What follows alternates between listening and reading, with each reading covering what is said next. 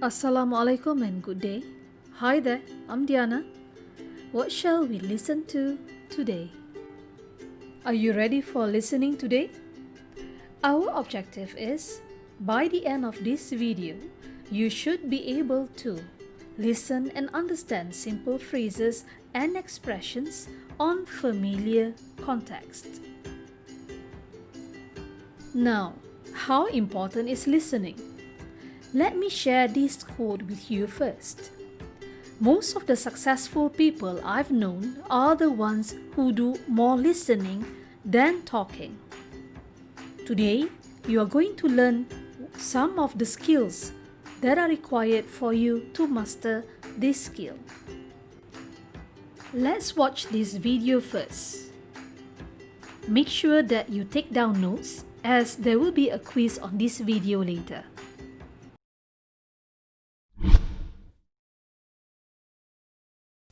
Hey everyone, I'm Tila with Deep English.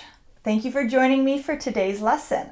I'll be giving you a few tips today on how to more easily understand a native English speaker. Not only that, but we'll also learn how to become a better listener in general.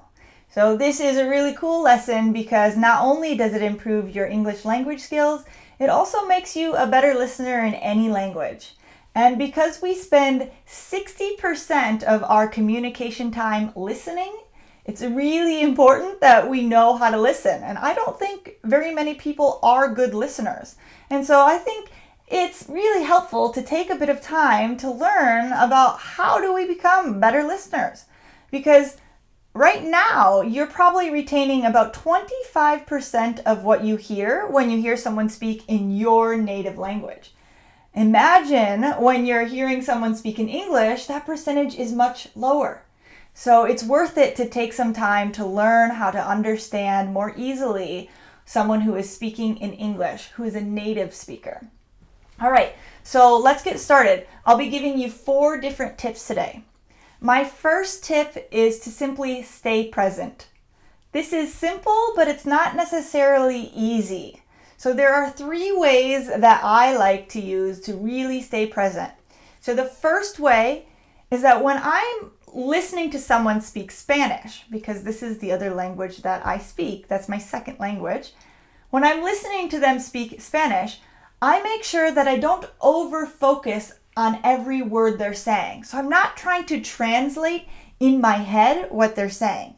Instead, I soften my focus and I pay attention not only to the words, but also to the tone of their voice, to their facial expressions and their gestures. Because when we tune in too closely to the words, we start to stress ourselves out and we lose the big picture. And sometimes it's hard to follow what they're saying. So don't translate every word in your head. I know it's easier said than done, but try not to do it. So the second way to stay present is to not try to make your response to what they're saying while they're still speaking. So for example, when I was learning Spanish, I would be listening to what the other person was saying, but I was also trying to create the perfect Spanish sentence in my head to say in response. And this was obviously a problem because while I was creating this perfect response in my head, I was missing a lot of what they were saying. I was especially missing their tone and their gestures. So don't try to create a response while they are still talking. Instead, you have to learn to trust yourself. Trust that when they're done talking, that you'll come up with something, and you will. It will be easier the more that you relax into this. And so that brings us to the third way to stay present while you are listening to a native English speaker. And that is to remember that perfection is the enemy of fluency. Becoming fluent in a language doesn't mean that you speak or understand the language perfectly. No. It means that you're able to communicate with fluidity in the language, and that's it. That you're able to flow when you speak and when you listen. So don't try to be perfect, because the more perfect you try to be, the more stressed out you will be. And when you're stressed, there are places in your brain that actually shut down, and these parts of the brain are really helpful and necessary in communication. So we want to stay relaxed. We're not trying to be perfect. Instead, we're just kind of trying to flow with it. All right, so let's move on to my second tip to more easily understanding a native English speaker. And this one is to make learning English a necessity. So you probably have noticed that when you are in an English-speaking country, you learn English more rapidly if you've ever been in one, or you probably heard that you learn English more rapidly. And this is true because when you are in a country that speaks the language that you are trying to learn, you learn it more quickly because you have to learn it. It's necessary for you to catch the bus or for you to go grocery shopping. So you have to learn it. The good news is that we can make learning a necessity in our own lives no matter where we live. So there are a few simple ways to do this. Number one, if you can make a friend who only speaks English, so maybe online, someone who only speaks English, so they don't even have an opportunity to change into a language that is easier for you while you're speaking.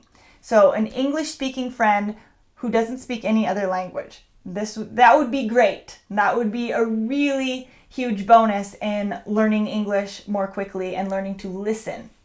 But even if you don't have a friend who only speaks English, there are other ways that you can make learning English a necessity.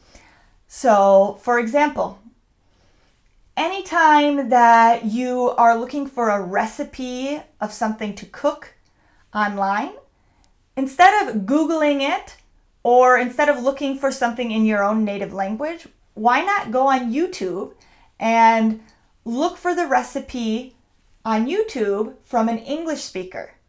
And so this way you have to listen to every detail that they say. And so you tune in more quickly and you learn new vocabulary more easily because it's necessary for you to cook a meal. Okay? Let's see, what's another way? Okay, another way. So whenever something breaks in my life, I usually Google it or go on YouTube and I say, how can I repair whatever? So for example, my boot broke the other day. The zipper of my boot broke. And so I went on YouTube and I said, how to fix a zipper. And I watched the video and I fixed it.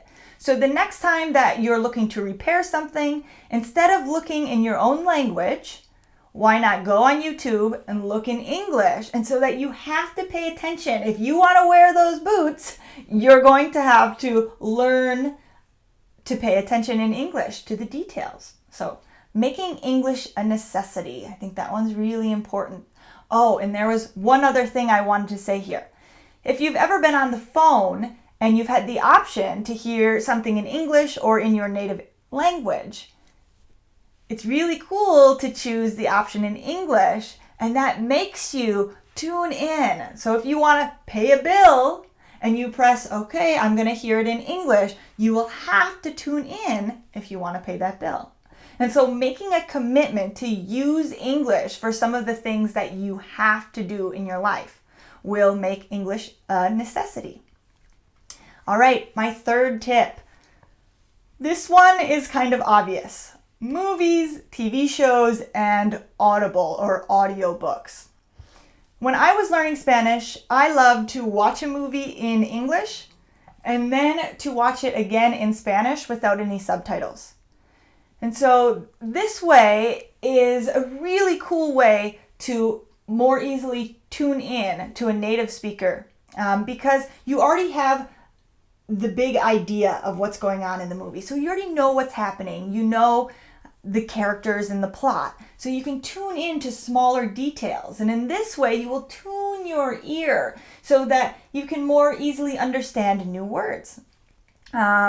Another awesome thing that I love to do while learning Spanish is listen to an audiobook of a book you've already read in your own language. So for example, I love Harry Potter books. I know, I'm a nerd, but Harry Potter is awesome. And so because I already knew what happened in the Harry Potter books, it was easy for me to buy the Harry Potter book in an audiobook or on Audible and then listen. And in this way, I was more easily able to tune into the small details, and it made me a better listener in Spanish. You can also just go on YouTube and look for, there's often small segments of books on YouTube in audio form. Or TV shows. Netflix is a really great way to make yourself a better listener, really in any language, but especially in English. All right, let's move on to tip number 4. Listen to many accents. So when I was learning Spanish, I thought I was pretty good with my listening and understanding. I learned Spanish in Ecuador. Then one day I was trying to speak Spanish with someone from Argentina, and I couldn't understand what they were saying. And I was so disappointed. I thought, what? I really thought that I understood Spanish pretty well. Well, I understood Spanish well in one accent, but to really understand another language well, you have to listen to it in several other accents. And so, for example, listening to English in an Australian accent or a British accent or even a Western accent from the southern US can really help you to become a better listener in English. One cool tip I have for you here is to think about things that you have a lot of interest in. So maybe you're really interested in soccer. Go on social media or on YouTube and find someone who talks about your favorite soccer team but with an Australian accent.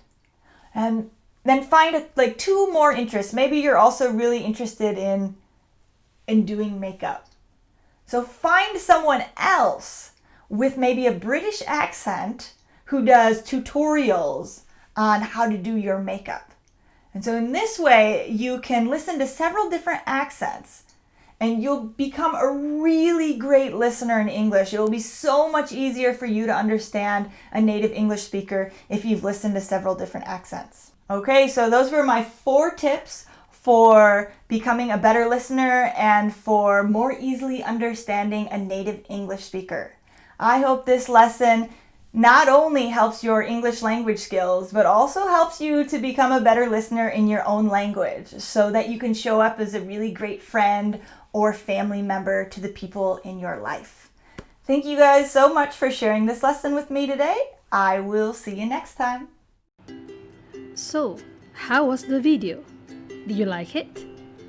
Do you get all the 4 tips given by the speaker? So here are the 4 tips given. First, you need to simply stay present.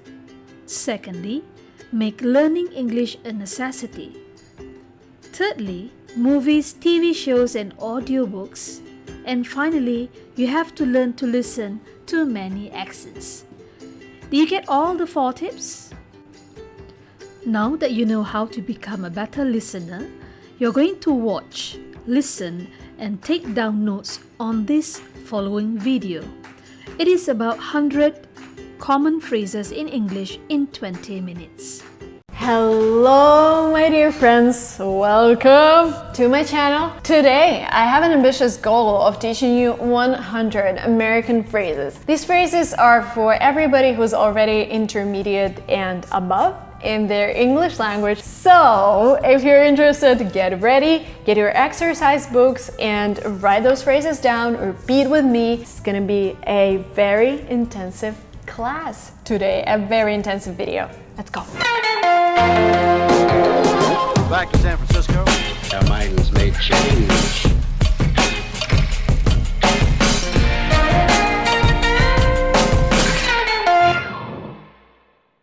Phrase number 1, stay out of trouble. Don't get anything that could lead to problems. Stay out of trouble. Stay out of trouble.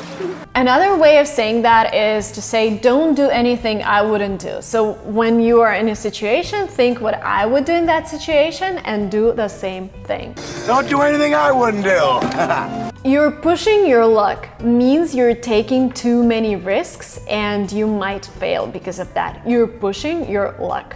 You have your head in the clouds, which means that you are not seeing the situation in a whole and you do not see the risks. Like you're just walking across the road and not watching right and left. You have your head in the clouds. Get your head out of the clouds and back in the water where it belongs. Let me know. This is when you had a conversation and you need additional information. You can say, let me know when you get it. By the way, these phrases are American, but of course you can hear them anywhere in the world in an English-speaking country, but many of them are very specific to where I am right now, and that's the United States. Get back to me means respond to me. Can you get back to me on this question later?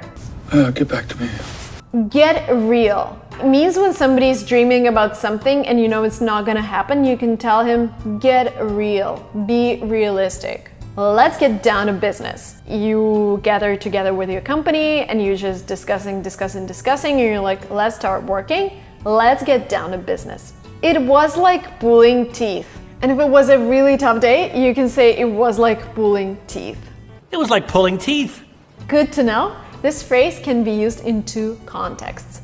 Context number one, it's really important to you. You want the information and you thank somebody who gave it to you. It's good to know. It's good to know that Washington, D.C. is the capital of the United States. But the second option of using this phrase is when somebody is, for example, moving into a new apartment and you're really jealous. You can say, good to know, which means, I wish I didn't know that.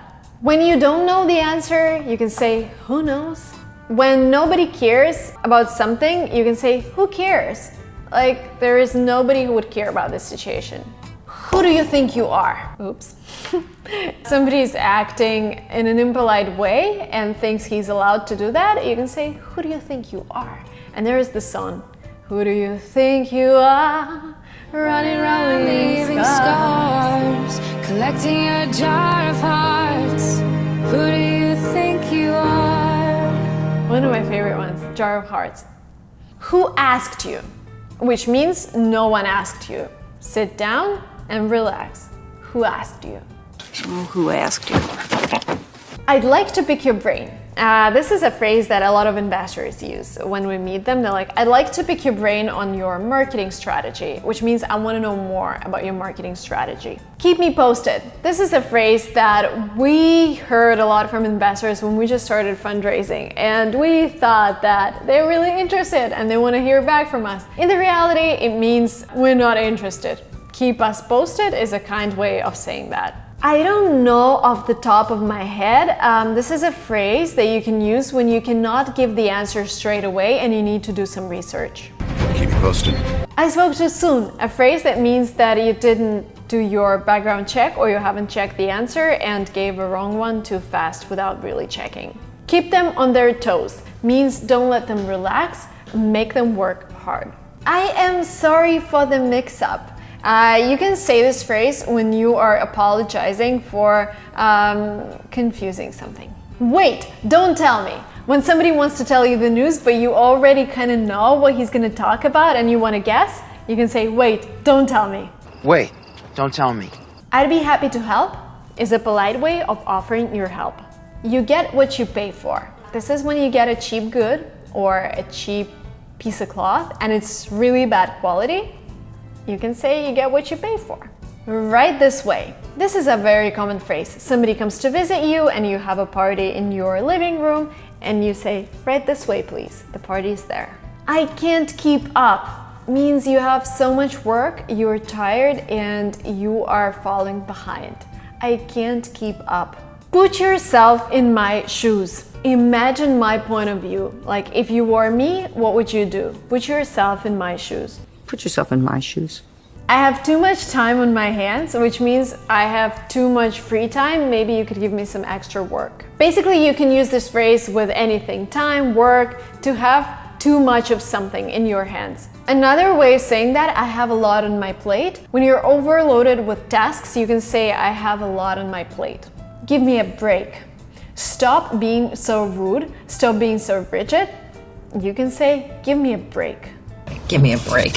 When somebody is punishing himself for doing the wrong thing, you can say, stop being so hard on yourself. relax, you didn't do anything wrong. When you want to inquire how is something going, you are wondering how is everything with something. How's your family going? How's your work going? How's your hobby going? This is a very common question. Have you heard the good news? Something great happened and you want to share it. Have you heard the good news? Push back the appointment means postpone the appointment. For example, you need to change the timing.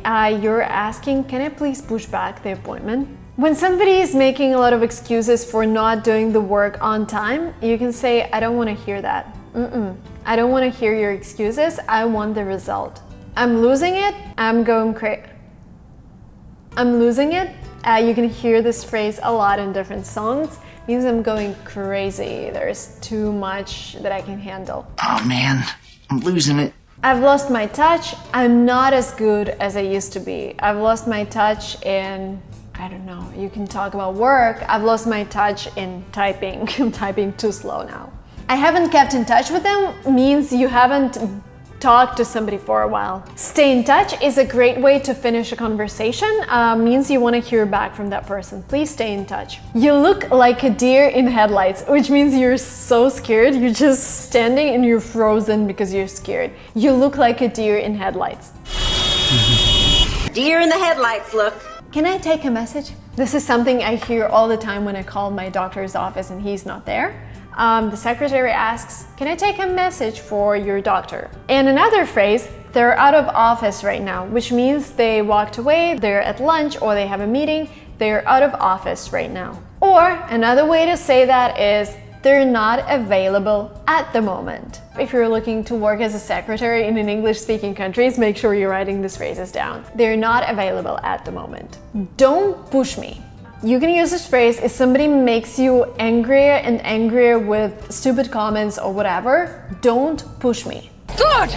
Don't push me. Don't be so quick to judgment. Another common phrase, when somebody is judging people too fast without digging into the facts, you can use this phrase. I have a bad feeling about this. Maybe you just had a meeting and you think they're not going to take your offer. You can say, I have a bad feeling about this.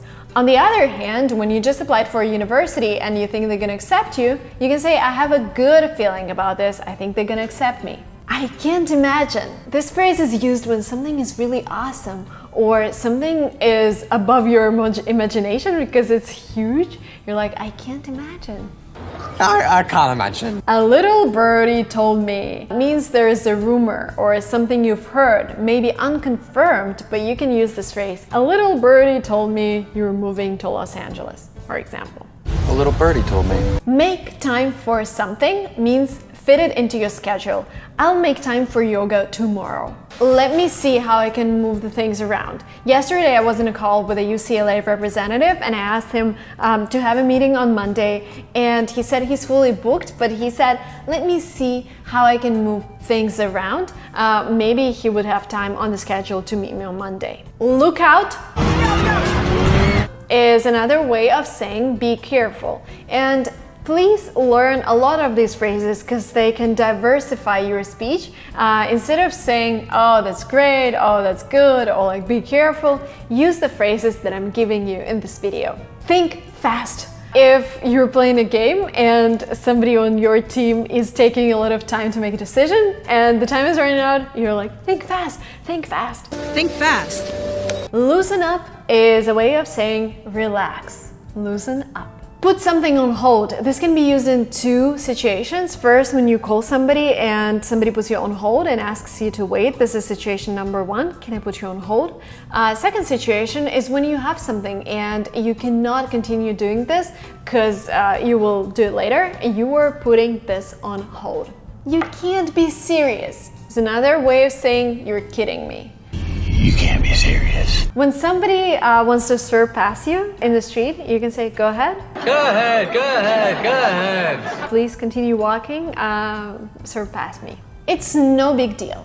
When somebody pushes you in the street and starts excusing himself, you can say, it's no big deal, no worries. Will do is a short way of confirming you're gonna do something somebody asked you. Can you finish this by tomorrow? Will do. Don't put me on the spot. Imagine that wife and husband are having an argument in front of their guests, and later in that evening, the wife tells the husband, "Don't put me on the spot," means don't tell me off in front of a lot of people. Watch where you're going. Somebody walks in the street and there's a dog poop and you don't want them to hit it. Watch where you're going. Watch where you're going. What can I do for you? Is a very common phrase. Somebody walks in the office and you're asking what's the reason for their visit. What can I do for you? It's out of my hands, which means you have no control over the situation. It's out of my hands. Somebody else is making decision. Hands off. Don't touch it. Hands off. Another way of saying wait or hold on is hang tight. Just wait. Hang tight for a couple days. Hurry up means be quick. Come on, move faster. Let's do it. Hurry up, hurry up. Keep my head above water means you're doing just enough to survive. This can also be used when you're talking about your job. I'm keeping my head above water means you're doing everything, but you're almost failing. Get out of your comfort zone. This is something I tell you all the time. Get out of your comfort zone, talk to native speakers, feel stressed, but this will help you improve a lot. This means do something uncomfortable for you. I can't get the song out of my head. Very common phrase. You have this situation, right? When song is playing all the time in your head. I can't get that song out of my head. I can't put a face to the name.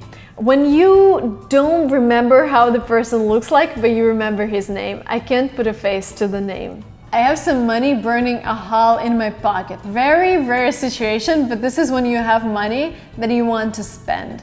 You're playing both sides. This is a phrase that is used to describe situation when somebody is agreeing with this person and that person and cannot make his own mind. You're playing both sides. No, you're playing both sides. We need to talk.